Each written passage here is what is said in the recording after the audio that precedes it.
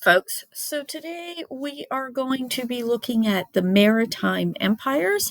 Our essential question is, as you can see on top, what economic strategies did maritime empires use to increase their power, and how did developing empires affect political, economic, religious, and cultural dynamics? When we go through this, I'll be breaking it up as we go through this, so that should help a little bit. As you are, if I were you, I would take a couple minutes, write these terms down, because these are some key terms that I will be going over, and you want to make sure that you are getting them as we go through this. All right, so just some background setting up the maritime empires. Remember, they are going to be your Spain, Portugal, Britain, France, the Netherlands, or the Dutch. I'll use the Netherlands and the Dutch interchangeably. So, and the big thing is they are changing the world from commerce occurring locally and small scale to what we have today, which is this large international trade system. And what fueled this? The gold and silver in the Americas is fueling this. You're going to, as a result, get some new economic models, example, joint stock company. And then one of the things, the silver, sugar, and slavery were the keys to the development of this new economic system and these maritime empires. These maritime empires do not develop without sugar, slavery, and silver. All right. So, couple things. Let's go to the economic structure. So, economic strategies, remember they're using mercantilism. And the mercantilism, remember, is that economic system where you are your power is measured by how much wealth you have. And at this time, wealth is measured by the amount of gold and silver a country has. So a country is going to want to export more than it imports because its goal is to obtain the maximum amounts of gold and silver. So they're going to try and spend these as little as possible. You're also going to get the development of capital. Capital is, for our purposes, the accumulation of wealth. And one of the things that's going to happen in the 17th century as a result of this is as people are accumulating wealth, this capital is going to actually go from entrepreneurs, business owners, to laborers, which is then going to allow laborers to become consumers, so to buy goods, and investors. And we still see this today. But again, remember, it's not going to be equal. So this whole process is called the commercial revolution, because we always think that we always have a money-based, trade-based economy using gold and silver. This is actually really new at this time in the 16th and 17th century, and that's called the commercial revolution. There are four factors that allow this revolution to come. One, those overseas colonies. Two, the new trade routes. Plus, even though you've had the indigenous populations decline in America, they eventually will rebound. But where you're really going to see population growth is over in Europe and Africa. And you're going to have inflation. And inflation we'll talk a little bit about, but these are the four key factors that lead to this commercial revolution. So, what is inflation? We've been living through inflation. Basically, the value of your money decreases because you got to think of money as a good, as a commodity. One of the things that happens, well, this gold and silver is great for building this economy. As you get more and more gold and silver, the value of gold and silver declines. So as a result, that's going to cause prices to rise. And that rising in prices is going to be a price revolution that occurs in the 16th and 17th century. But it's also, as we talk about, inflation. So if your economy is based on gold and silver lose their value, your prices will rise. The big thing, remember, is the joint stock company. This is where it's like the parent of the corporation we have today. Investors will take capital, so some of their wealth, and they'll buy stock or shares in some type of a venture. Could be the British East India Company, the Dutch East India Company, it could be exploration, it could be anything. And why do you take this valuable capital, this wealth you have? Well, I get a share of the profits and the risk. So if I put 10% into the venture, I get 10% of the profits. If the voyage is a disaster, I'm not responsible for any more than the money I put in. So that is really, really important. Let me see if I can show this better. So the British, so this is the driving force behind the development of these maritime and entities. One of the things that comes out of this, if you look here, is this limited liability. That's part of the reason you do that, because once you invest, that's all you're responsible for. If the company fails, they can't come get more money from you. So, like, if I invest in Disney and Disney goes bankrupt, they can't take my house. I just lose the money I invested. That's limited liability. And one of the things that's really important is these joint stock companies, these this was the driving force behind the development of maritime empires, except in Spain and Portugal. Spain and Portugal, the government is doing most of the investing. When you're talking about Britain, France, and the Dutch or the Netherlands, you're talking about individuals using their own capital. The Dutch are going to be the one who thrive at this. They are going to become the middleman of Europe. The Dutch East India Company will make large investments in the Spice Islands of Southeast Asia, which are located near Indonesia. And in 1602, the Dutch will open the first stock exchange. And what you're literally trading on a stock exchange is ownership of companies. Now, one of the major things that we've been talking about is the Atlantic slave trade, also known as the triangular trade. And this is where we have Europe sending manufactured goods, especially guns, to Africa. Africa is going to send slaves, known as the Middle Passage, that brutal voyage, to the Caribbean islands, South America, and North America. And then the Americas would send back raw materials, especially sugar. So we know that this sugar is the most profitable good that is being shipped. However, you have to remember it's also brutal.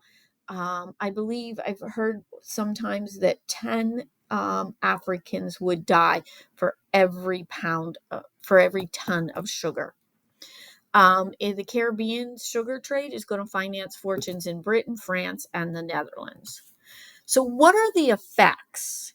So, we know that it develops this global trade network. Well, it's going to have lots of effects. This triangular trade is going to weaken West African kingdoms.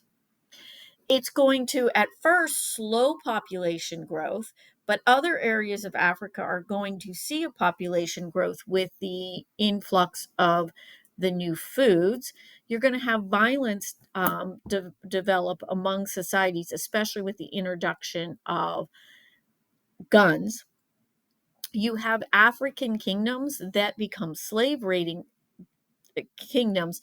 Their economies are going to become slower to develop because they are going to be dependent on European goods, so they're not developing their own industries. Two of the big slave trading industry empires are the Dahomey, and the Ola. They will become richer by selling slaves. So, as we talked about, the raiding societies become richer and they become more fortified with guns. More guns ends up that you get more inter group warfare. So, that begins to develop. You're going to have a gender imbalance happen in Africa. And you're going to, because 2/3 of all slaves were males. Males were more valuable as slaves than women and children. So this is going to weaken African societies so that by the 19th century, the Europeans are going to come in and take over most of Africa. And then we did talk about one of the results, for example, of the Columbian Exchange, is population growth was spurred by the introduction of new crops. So you get corn, which is maize, which is corn. You get peanuts, and you get yucca and kaza, which are two main ingredients in African dishes today. Indian Ocean trade is still going on. It's a valuable trading route. However, the Portuguese are in 1509 are going to try and take control of that by defeating Muslim and Venetian forces in the Arabian Sea. What you're also going to end up is you're going to get two Muslim empires. You're going in Africa, the Moroccans versus the Songhai Empire. And what is going to happen is the Moroccans are going to be able to they're going to acquire guns. So they are going to be able, with a smaller force, to take over the larger Songhai Empire. However, the Spanish and Portuguese will end up with much of that territory. So you're also going back to that mercantilism, keeping the money in the countries. Governments will create monopolies, which will give exclusive trading routes. You're going to trading rights. So, for example, you see that with the East India Company. Part of the American Revolution was a reaction to this. The British East India Company had a monopoly. They were the only ones who were supposed to be trading tea in the Americas, for example. And that's going to be one of the causes of the American Revolution. But you're building these monopolies so that your mother country can have that wealth. However, so we've seen that your trading networks, where they stay the same, is basically Afro-Eurasia trading networks are staying pretty much the same. They're staying with the regional markets. However, with the improved shipping, you're going to get an increase in the volume of goods. Your big changes are going to be political changes for your indigenous people in the Americas, especially the Spanish and Portuguese. In the Spanish colonies, you are going to get the development of viceroys. Viceroys are like royal governors. What happened is they act as the administration. They're literally the government, and they are Spanish people.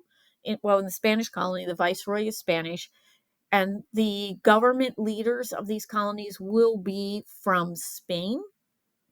However, these viceroys cannot act completely on their own because of the royal courts. So if you have a conflict with the Spanish viceroy, you can go to the haciendas, the royal courts, and they can appeal decisions made by the viceroy.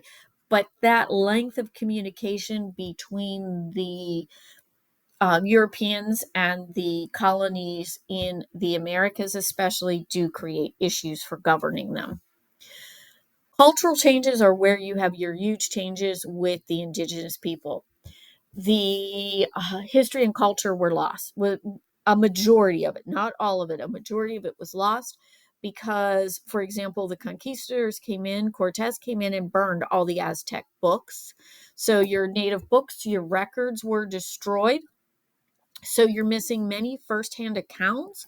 So a lot of the history we have on this period is, oh, here's the conquistadors telling us what these people were like. So you have to remember that we have very, very little original sources. All right. What ends up happening as a result, one of the things that we see is the Spanish and Portuguese in Latin America. You're going to see heavily Catholic countries. That comes from this because the Catholic religion, Spain and Portugal, sent missionaries to spread that. You're also going to see the Spanish language, where the Spanish colonies were, and Brazil, you'll see the Portuguese language because that was Portuguese. You are going to get a group of people who develop in the colonies, which we'll do in our mapping activity. The Creoles, who are Spanish, they're of Spanish origin. They are pure-blooded Spanish, but they're born in America, and that's going to play a part later on. So, these global trade networks also had an effect on the belief system. So you have the development of syncretism, which is combining different religious and belief practices. So, for example, a good example of that is the Virgin of Guadalupe coming out of the Spanish colonies. You also get many Catholic saint days that are also shared, that coincide with days that were honored by the indigenous people. Enslaved Africans, especially I'm focusing on the U.S., will lay the roots of the African American church. You also have 1 in 10 of the enslaved Africans were Muslims, so they're going to be bringing Muslims over. And then we talked about the Catholic missionaries coming in Latin America and converting the natives. However, this global trade network is going to increase, especially religious global conflicts. So it's going to increase a split between the Sunni and Shiite Muslims, which is going to which is the conflict between the Ottoman and Safavid empires today. And we see that still happening. And then you're going to have religious conflicts in Europe, and that is actually going to drive settlement to North America, which we talked about. So I hope this helped, and we'll do an activity with this in class next class.